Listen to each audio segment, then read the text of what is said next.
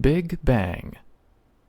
From Wikipedia, the free encyclopedia, at en.wikipedia.org. Read by Dimitri Brandt, on November 12, 2011, and based on the content on that date. The Big Bang theory is the prevailing cosmological model that explains the early development of the universe. According to the Big Bang theory, the universe was once in an extremely hot and dense state which expanded rapidly. This rapid expansion caused the young universe to cool and resulted in its present continuously expanding state. According to recent measurements, observations, and scientific evidence, this original state existed around 13.7 billion years ago, which is considered the age of the universe and the time inflation occurred. The Big Bang is a well-tested scientific theory which is widely accepted within the scientific community because it is the best explanation for the full range of phenomena astronomers observe. Since its conception, abundant evidence has arisen to help further validate the theory. Georges Lemaitre proposed what became known as the Big Bang theory of the origin of the universe. He called it his, quote, hypothesis of the primeval atom, unquote. The framework for the model relies on Albert Einstein's general relativity and on simplifying assumptions, such as homogeneity and isotropy of space. The governing equations had been formulated by Alexander Friedmann. In 1929, Edwin Hubble discovered that the distances to faraway galaxies were generally proportional to their redshifts, an idea originally suggested by Lemaitre in 1927. Hubble's observation was taken to indicate that all very distant galaxies and clusters have an apparent velocity directly away from our vantage point. The farther away, the higher the apparent velocity. If the distance between galaxy clusters is increasing today, everything must have been closer together in the past. This idea has been considered in detail back in time to extreme densities and temperatures, and large particle accelerators have been built to experiment on and test such conditions, resulting in significant confirmation of this model. On the other hand, these accelerators have limited capabilities to probe into such high-energy regimes. There is little evidence regarding the absolute earliest instant of the expansion. Thus, the Big Bang theory cannot and does not provide any explanation for such an initial condition. Rather, it describes and explains the general evolution of the universe going forward from that point on.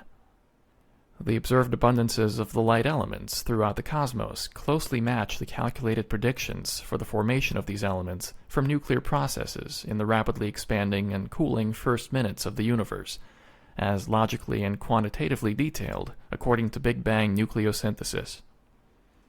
Fred Hoyle is credited with coining the term Big Bang during a 1949 radio broadcast. It is popularly reported that Hoyle, who favored an alternative steady-state cosmological model, intended this to be pejorative, but Hoyle explicitly denied this and said it was just a striking image meant to highlight the difference between the two models. After the discovery of the cosmic microwave background radiation in 1964, and especially when its spectrum, that is, the amount of radiation measured at each wavelength, was found to match that of thermal radiation from a black body, most scientists were fairly convinced by the evidence that some version of the Big Bang scenario must have occurred. Contents. Section 1. Motivation and Development. Section 2. Overview. Section 3. Observational Evidence. Section 4. Features, Issues, and Problems. Section 5. The Future according to the Big Bang Theory. Section 6. Speculative Physics beyond the Big Bang Theory. Section 7. Religious Interpretations. Section 1. Motivation and Development. The Big Bang Theory developed from observations of the structure of the universe and from theoretical considerations.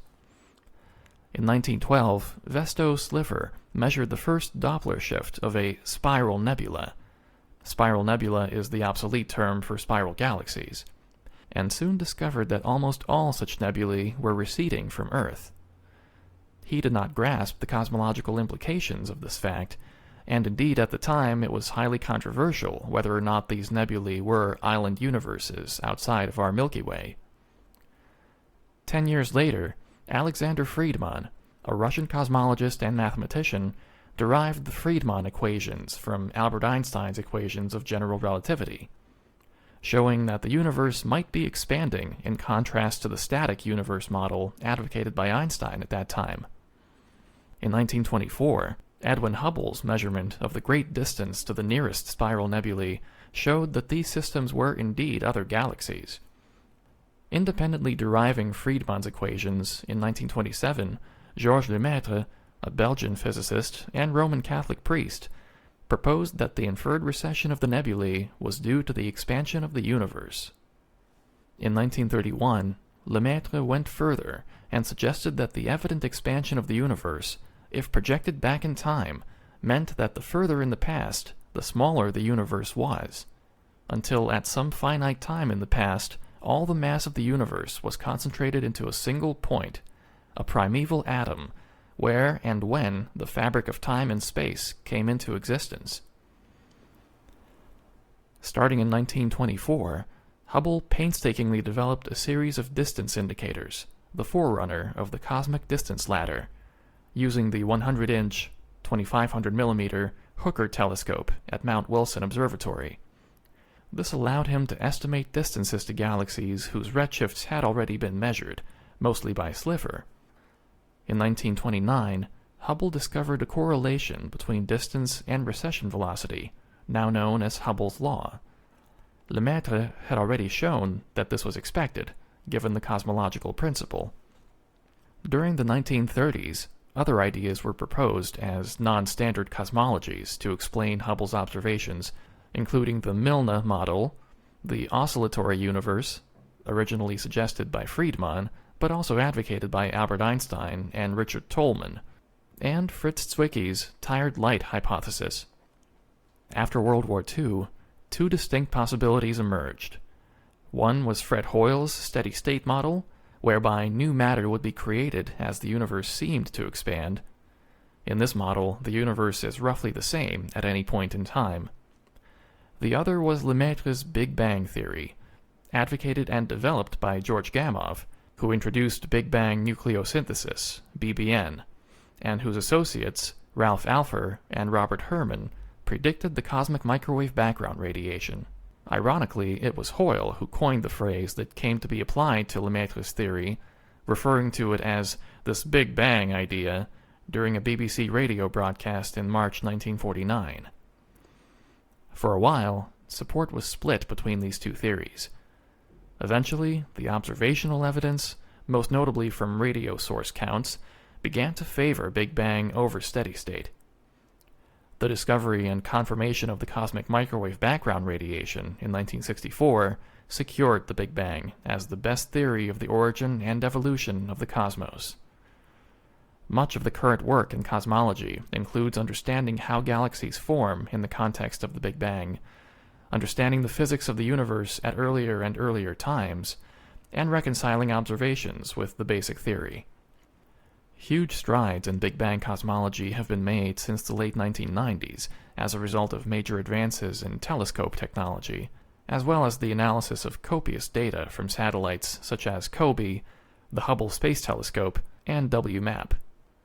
Cosmologists now have fairly precise and accurate measurements of many of the parameters of the Big Bang model, and have made the unexpected discovery that the expansion of the universe appears to be accelerating. Section 2. Overview. 2.1. Timeline of the Big Bang. Extrapolation of the expansion of the universe backwards in time, using general relativity, yields an infinite density and temperature at a finite time in the past. This singularity signals the breakdown of general relativity. How closely we can extrapolate towards the singularity is debated, certainly no closer than the end of the Planck epoch.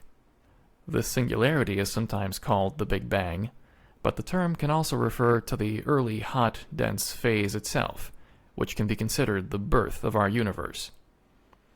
Based on measurements of the expansion using Type 1a supernovae, measurements of temperature fluctuations in the cosmic microwave background, and measurements of the correlation function of galaxies, the universe has a calculated age of 13.75 plus minus 0.11 billion years. The agreement of these three independent measurements strongly supports the lambda CDM model that describes in detail the contents of the universe. The earliest phases of the Big Bang are subject to much speculation. In the most common models, the universe was filled homogeneously and isotropically with an incredibly high energy density and huge temperatures and pressures, and was very rapidly expanding and cooling. Approximately 10 to the minus 37 seconds into the expansion, a phase transition caused a cosmic inflation during which the universe grew exponentially. After inflation stopped, the universe consisted of a quark-gluon plasma, as well as all other elementary particles. Temperatures were so high that the random motions of particles were at relativistic speeds, and particle-antiparticle pairs of all kinds were being continuously created and destroyed in collisions.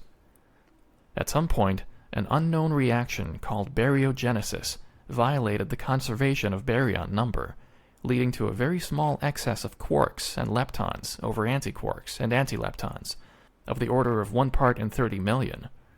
This resulted in the predominance of matter over antimatter in the present universe.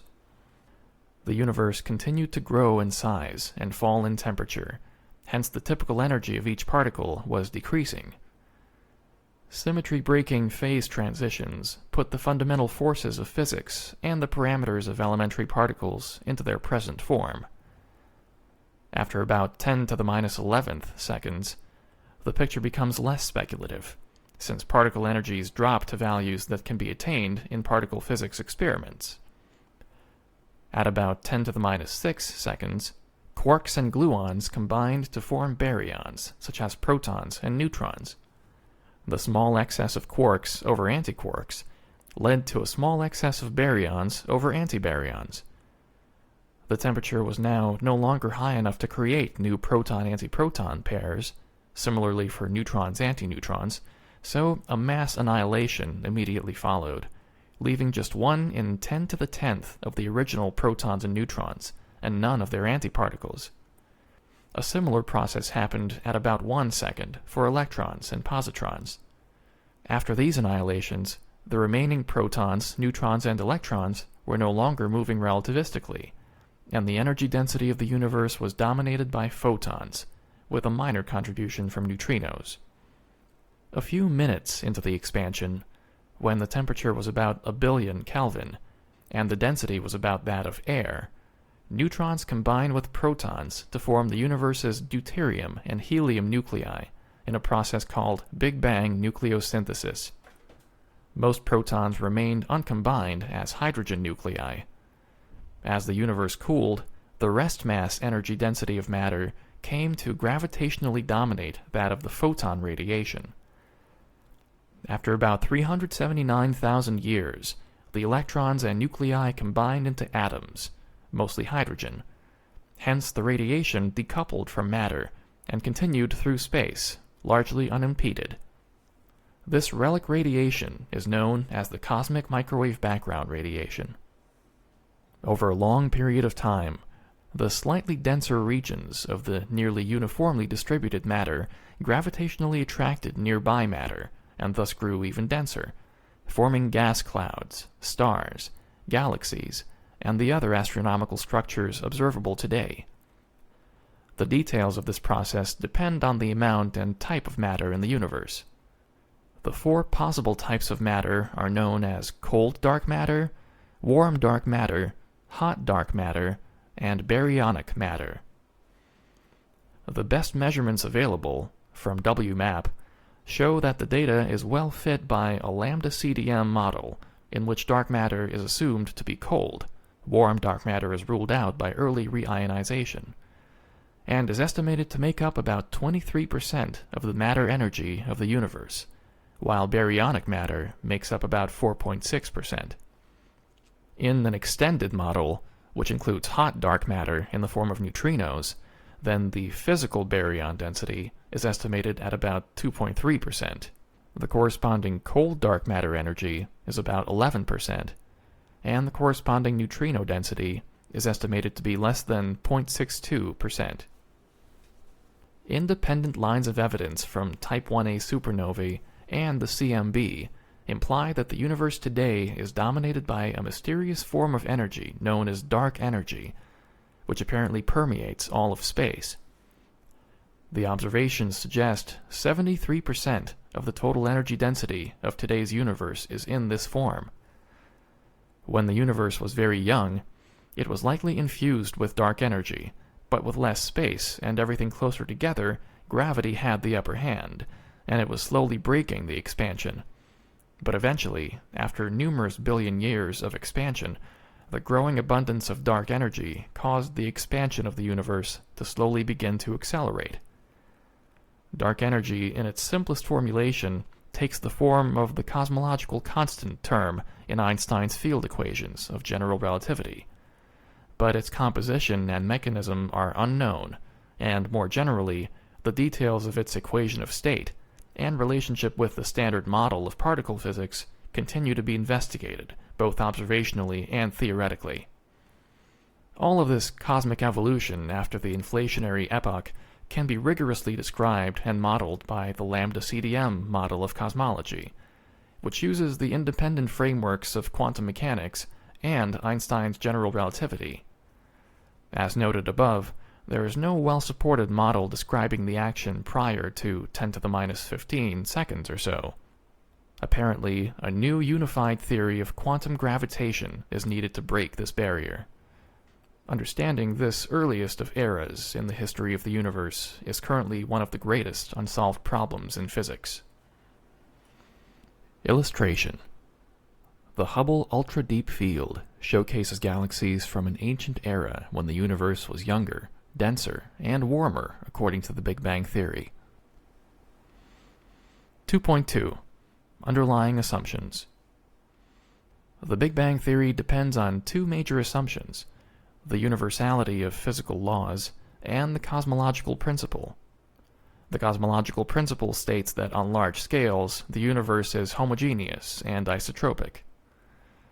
These ideas were initially taken as postulates, but today there are efforts to test each of them. For example, the first assumption has been tested by observations showing that largest possible deviation of the fine structure constant over much of the age of the universe is of the order of 10 to the minus 5. Also, general relativity has passed stringent tests on the scale of the solar system and binary stars, while extrapolation to cosmological scales has been validated by the empirical successes of various aspects of the Big Bang Theory. If the large-scale universe appears isotropic as viewed from Earth, the cosmological principle can be derived from the simpler Copernican principle, which states that there is no preferred or special observer or vantage point.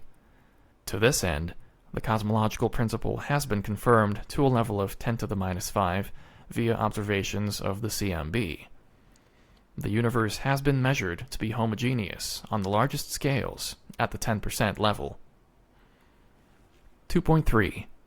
FLRW metric.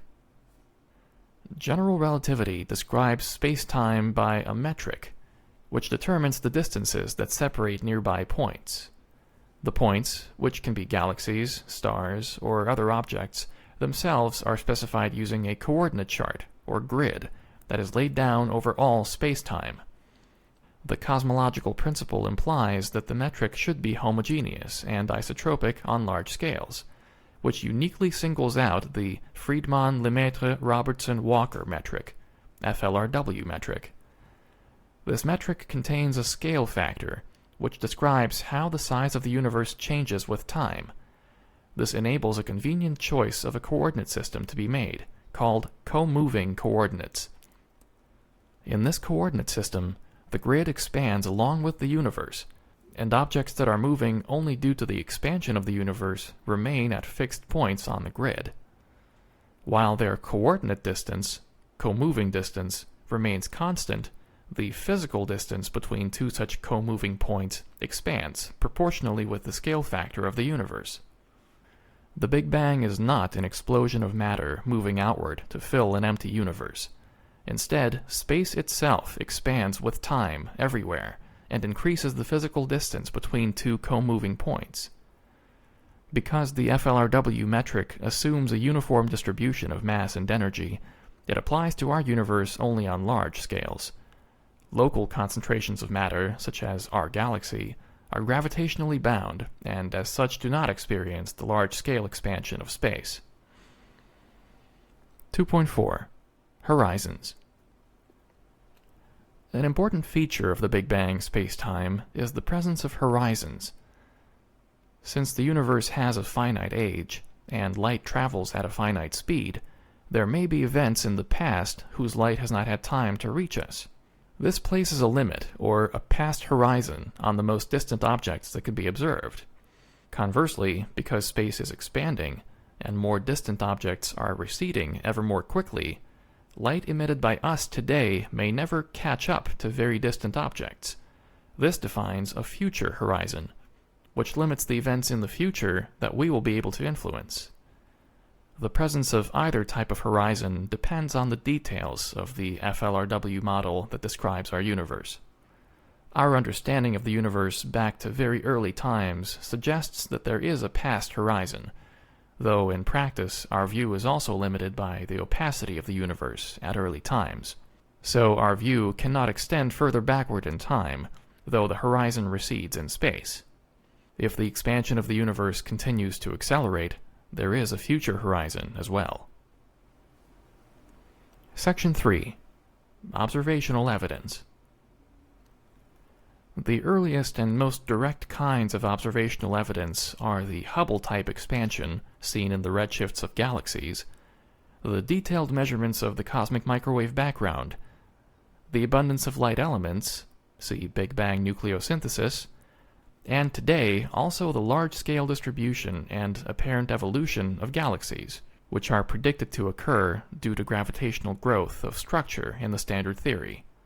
These are sometimes called the four pillars of the Big Bang theory. 3.1. Hubble's law and the expansion of space. Observations of distant galaxies and quasars show that these objects are redshifted. The light emitted from them has been shifted to longer wavelengths. This can be seen by taking a frequency spectrum of an object and matching the spectroscopic pattern of emission lines or absorption lines corresponding to atoms of the chemical elements interacting with the light. These redshifts are uniformly isotropic, distributed evenly among the observed objects in all directions. If the redshift is interpreted as a Doppler shift, the recessional velocity of the object can be calculated. For some galaxies, it is possible to estimate distances via the cosmic distance ladder. When the recessional velocities are plotted against these distances, a linear relationship known as Hubble's law is observed. V equals h sub 0 times d, where v is the recessional velocity of the galaxy or other distant object, d is the co-moving distance to the object, and h sub 0 is Hubble's constant, measured to be about 70.4 kilometers per second per megaparsec by the WMAP probe. Hubble's law has two possible explanations. Either we are at the center of an explosion of galaxies, which is untenable given the Copernican principle, or the universe is uniformly expanding everywhere. This universal expansion was predicted from general relativity by Alexander Friedmann in 1922 and Georges Lemaitre in 1927, well before Hubble made his 1929 analysis and observations, and it remains the cornerstone of the Big Bang theory, as developed by Friedmann, Lemaitre, Robertson, and Walker. The theory requires the relation v equals hd to hold at all times, where d is the co-moving distance, v is the recessional velocity, and v, h, and d vary as the universe expands. Hence we write h sub 0 to denote the present-day Hubble constant. For distances much smaller than the size of the observable universe, the Hubble redshift can be thought of as the Doppler shift corresponding to the recession velocity, v. However, the redshift is not a true Doppler shift, but rather the result of the expansion of the universe between the time the light was emitted and the time it was detected. That space is undergoing metric expansion is shown by direct observational evidence of the cosmological principle and the Copernican principle, which together with Hubble's law have no other explanation. Astronomical redshifts are extremely isotropic and homogeneous, supporting the cosmological principle that the universe looks the same in all directions, along with much other evidence. If the redshifts were the result of an explosion from a center distant from us, they would not be so similar in different directions.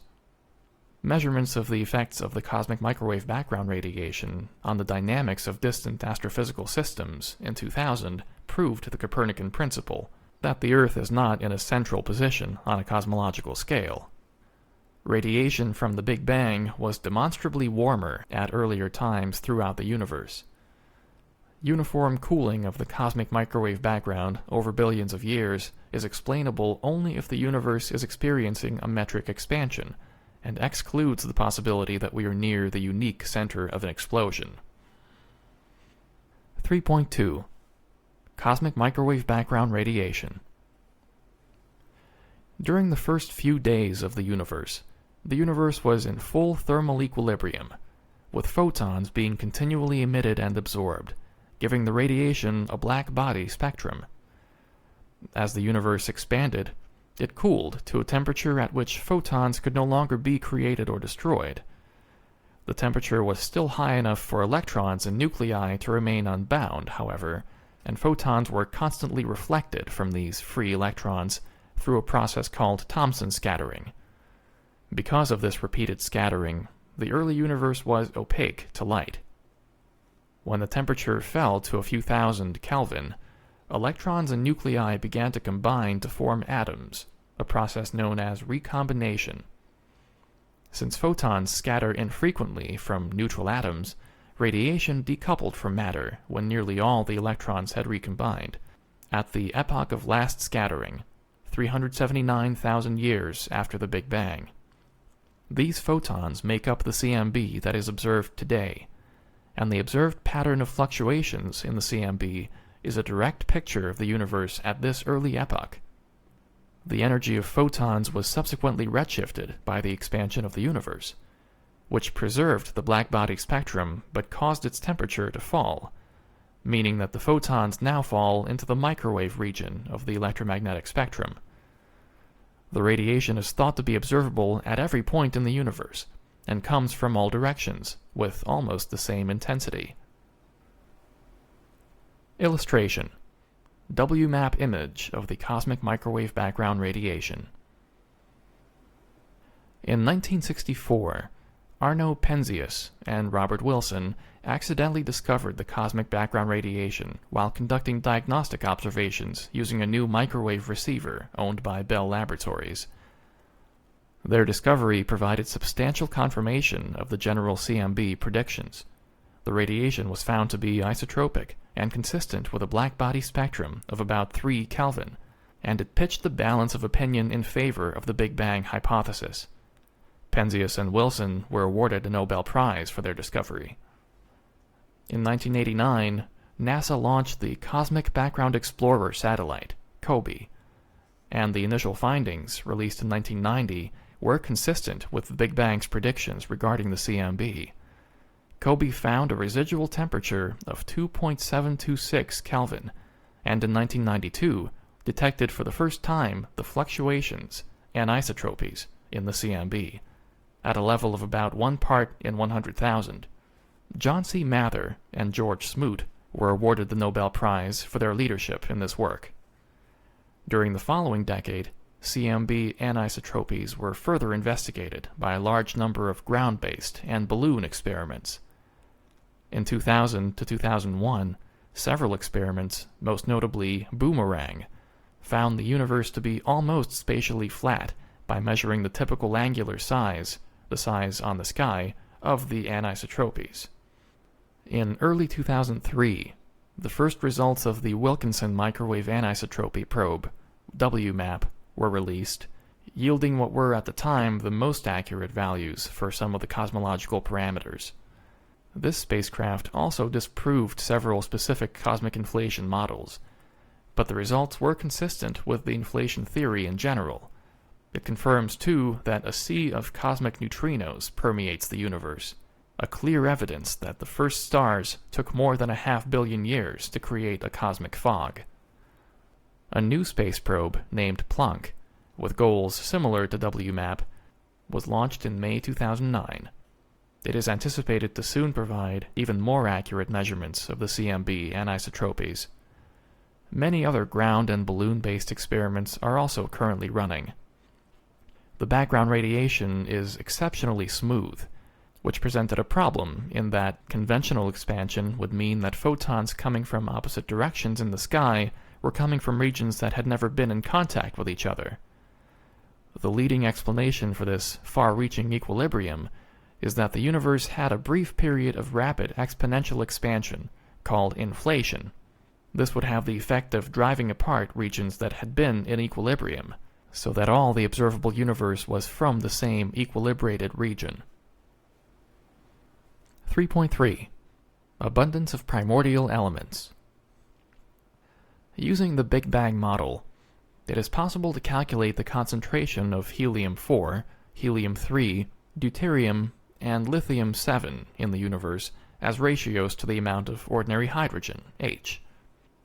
All the abundances depend on a single parameter, the ratio of photons to baryons, which itself can be calculated independently from the detailed structure of CMB fluctuations.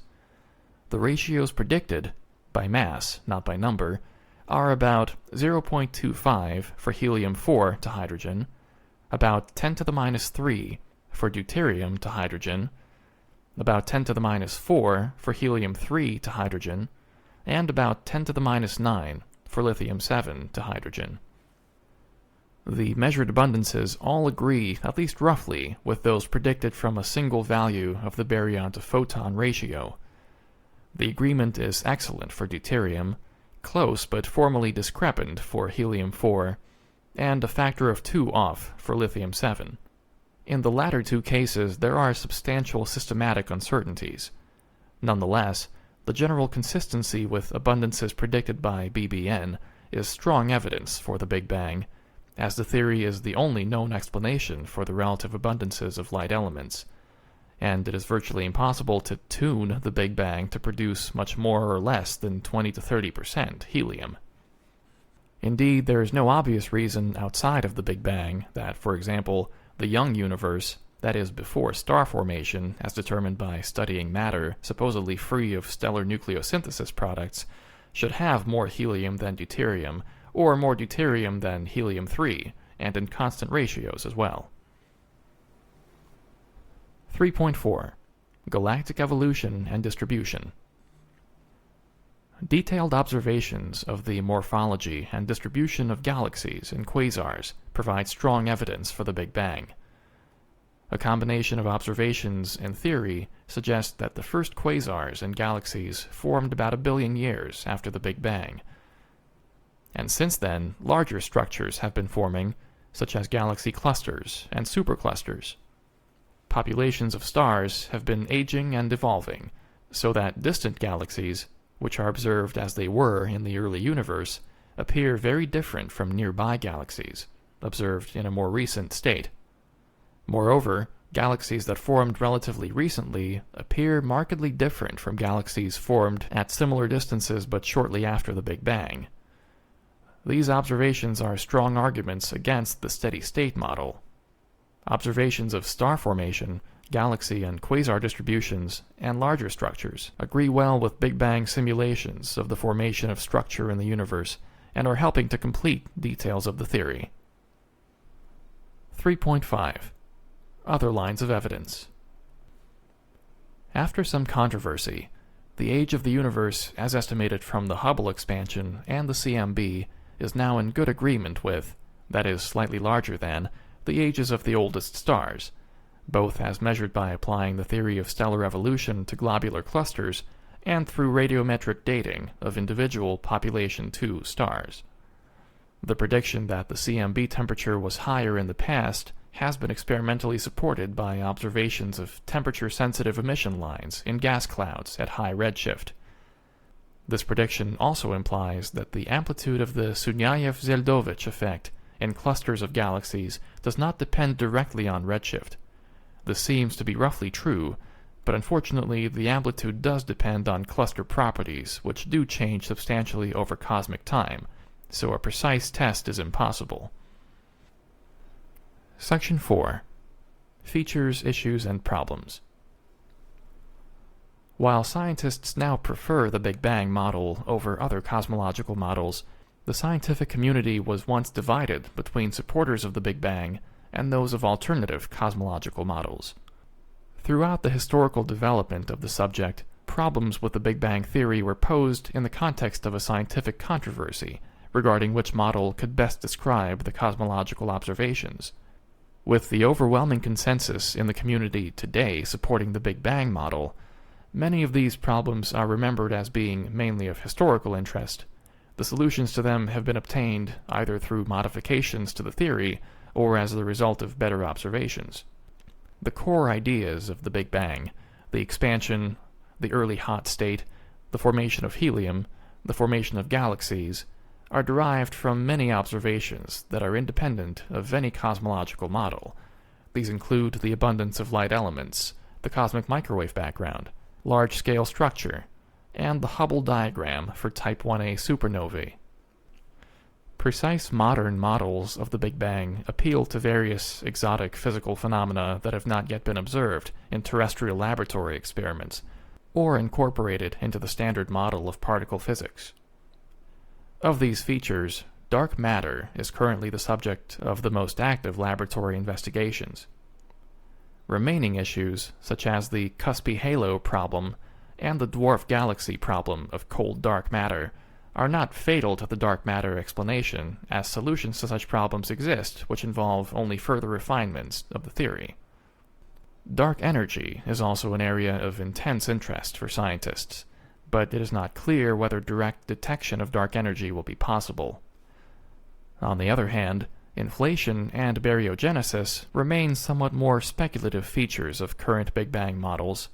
They explain important features of the early universe, but could be replaced by alternative ideas without affecting the rest of the theory. Discovering the correct explanations for such phenomena are some of the remaining unsolved problems in physics. 4.1. Horizon Problem. The horizon problem results from the premise that information cannot travel faster than light. In a universe of finite age, this sets a limit, the particle horizon, on the separation of any two regions of space that are in causal contact. The observed isotropy of the CMB is problematic in this regard. If the universe had been dominated by radiation, or matter at all times up to the epoch of last scattering, the particle horizon at that time would correspond to about 2 degrees of the sky. There would then be no mechanism to cause wider regions to have the same temperature. A resolution to this apparent inconsistency is offered by inflationary theory, in which a homogeneous and isotropic scalar energy field dominates the universe at some very early period, before baryogenesis. During inflation, the universe undergoes exponential expansion, and the particle horizon expands much more rapidly than previously assumed, so that regions presently on opposite sides of the observable universe are well inside each other's particle horizon. The observed isotropy of the CMB then follows from the fact that this larger region was in causal contact before the beginning of inflation.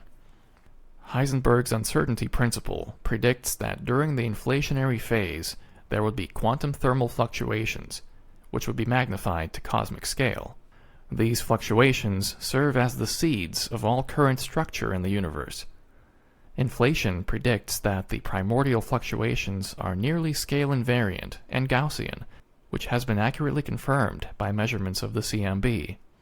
If inflation occurred, exponential expansion would push large regions of space well beyond our observable horizon. 4.2. Flatness-oldness problem. The flatness problem, also known as the oldness problem, is an observational problem associated with a Friedmann-Lemaitre-Robertson-Walker metric. The universe may have positive, negative, or zero spatial curvature, depending on its total energy density. Curvature is negative if its density is less than the critical density, positive if greater, and zero at the critical density, in which case space is said to be flat. The problem is that any small departure from the critical density grows with time, and yet the universe today remains very close to flat. Given that a natural time scale for departure from flatness might be Planck time, 10 to the minus 43 seconds, the fact that the universe has reached neither a heat death nor a big crunch after billions of years requires some explanation. For instance, even at the relatively late age of a few minutes, the time of nucleosynthesis, the universe's density must have been within 1 part in 10 to the 14th of its critical value, or it would not exist as it does today. A resolution to this problem is offered by inflationary theory. During the inflationary period, space-time expanded to such an extent that its curvature would have been smoothed out. Thus, it is theorized that inflation drove the universe to a very nearly spatially flat state, with almost exactly the critical density. Illustration. The overall geometry of the universe is determined by whether the omega cosmological parameter is less than, equal to, or greater than 1. Shown from top to bottom are a closed universe with positive curvature, represented as a closed two-dimensional sphere, a hyperbolic universe with negative curvature, represented as a two-dimensional saddle shape, and a flat universe with zero curvature, represented as a two-dimensional flat plane. 4.3. Magnetic monopoles. The magnetic monopole objection was raised in the late 1970s. Grand unification theories predicted topological defects in space that would manifest as magnetic monopoles. These objects would be produced efficiently in the hot early universe, resulting in a density much higher than is consistent with observations, given that searches have never found any monopoles. This problem is also resolved by cosmic inflation, which removes all point defects from the observable universe in the same way that it drives the geometry to flatness. A resolution to the horizon, flatness, and magnetic monopole problems alternative to cosmic inflation is offered by the Weil curvature hypothesis. 4.4.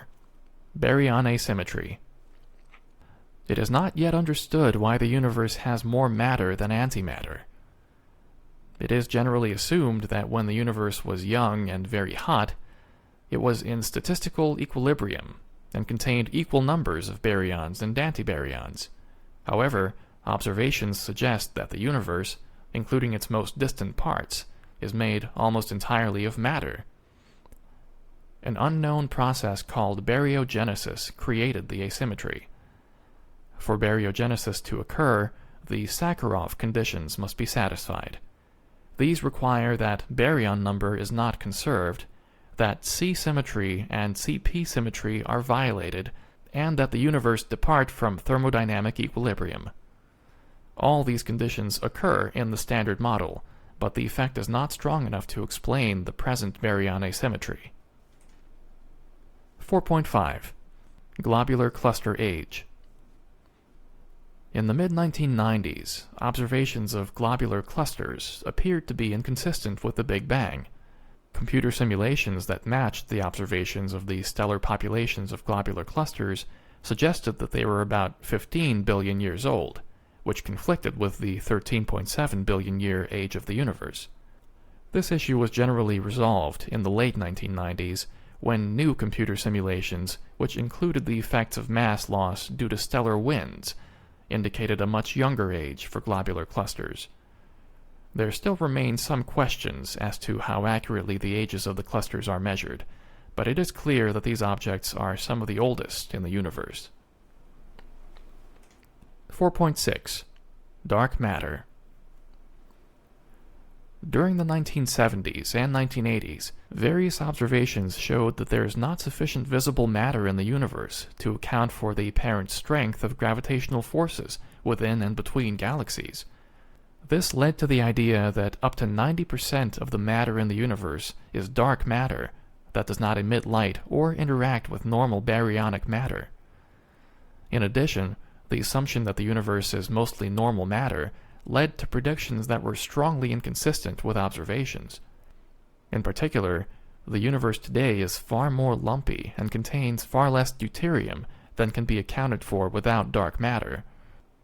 While dark matter was initially controversial, it is now indicated by numerous observations, the anisotropies in the CMB, galaxy cluster velocity dispersions, large-scale structure distributions, gravitational lensing studies, and X-ray measurements of galaxy clusters.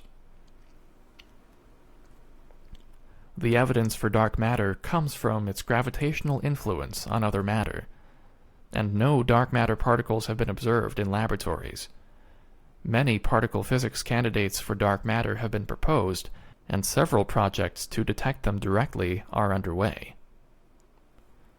Illustration: a pie chart indicating the proportional composition of different energy density components of the universe, according to the best lambda CDM model fits. Roughly 95% is in the exotic forms of dark matter and dark energy. 4.7. Dark energy. Measurements of the redshift magnitude relation for Type 1a supernovae indicate that the expansion of the universe has been accelerating since the universe was about half its present age. To explain this acceleration, general relativity requires that much of the energy in the universe consists of a component with large negative pressure, dubbed dark energy. Dark energy is indicated by several other lines of evidence. Measurements of the cosmic microwave background indicate that the universe is very nearly spatially flat, and therefore, according to general relativity, the universe must have almost exactly the critical density of mass energy. But the mass density of the universe can be measured from its gravitational clustering, and is found to have only about 30% of the critical density. Since dark energy does not cluster in the usual way, it is the best explanation for the missing energy density. Dark energy is also required by two geometrical measures of the overall curvature of the universe, one using the frequency of gravitational lenses, and the other using the characteristic pattern of the large-scale structure as a cosmic ruler.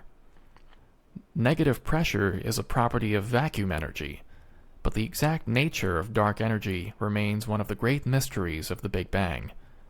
Possible candidates include a cosmological constant and quintessence. Results from the WMAP team in 2008, which combined data from the CMB and other sources, indicate that the contributions to mass energy density in the universe today are approximately 73% dark energy, 23% dark matter, 4.6% regular matter, and less than 1% neutrinos. The energy density in matter decreases with the expansion of the universe, but the dark energy density remains constant, or nearly so, as the universe expands. Therefore, matter made up a larger fraction of the total energy of the universe in the past than it does today, but its fractional contribution will fall in the far future as dark energy becomes even more dominant. In the lambda CDM, the best current model of the Big Bang, dark energy is explained by the presence of a cosmological constant in the general theory of relativity.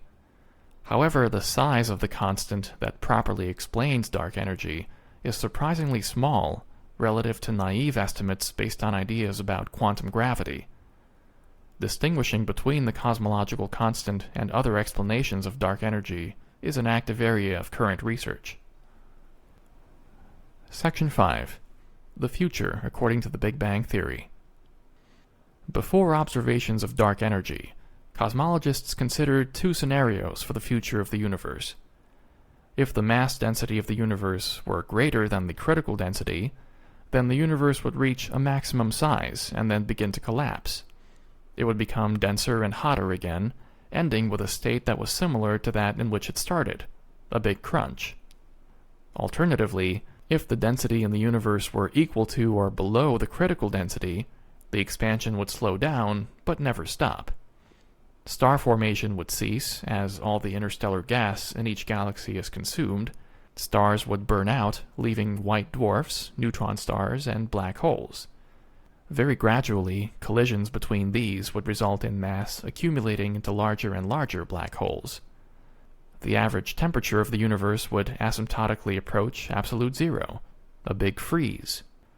Moreover, if the proton were unstable, then baryonic matter would disappear, leaving only radiation and black holes. Eventually, black holes would evaporate by emitting Hawking radiation. The entropy of the universe would increase to the point where no organized form of energy could be extracted from it, a scenario known as heat death. Modern observations of accelerated expansion imply that more and more of the currently visible universe will pass beyond our event horizon and out of contact with us. The eventual result is not known. The lambda CDM model of the universe contains dark energy in the form of a cosmological constant. This theory suggests that only gravitationally bound systems, such as galaxies, would remain together, and they too would be subject to heat death, as the universe expands and cools. Other explanations of dark energy, so-called phantom energy theories, suggest that ultimately galaxy clusters, stars, planets, atoms, nuclei, and matter itself will be torn apart by the ever-increasing expansion in a so-called Big Rip.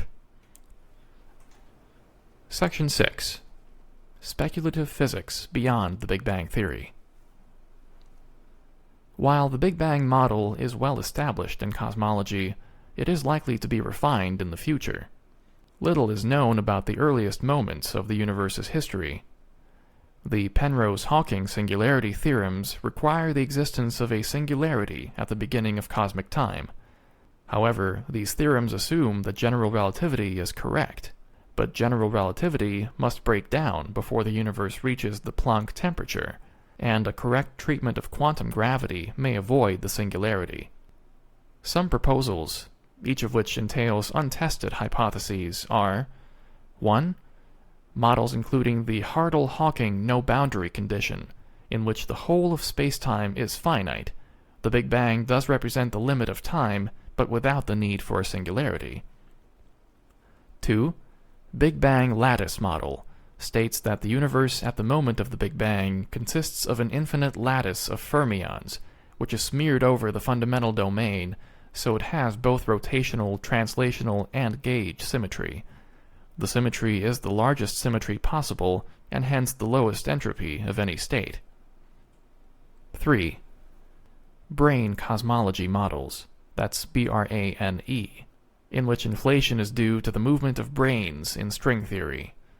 The pre-Big Bang model, the ekpyrotic model, in which the Big Bang is the result of a collision between branes, and the cyclic model, a variant of the ekpyrotic model, in which collisions occur periodically.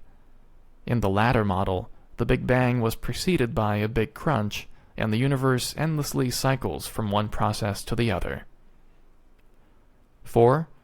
Chaotic inflation, in which universal inflation ends locally here and there in a random fashion, each endpoint leading to a bubble universe, expanding from its own Big Bang.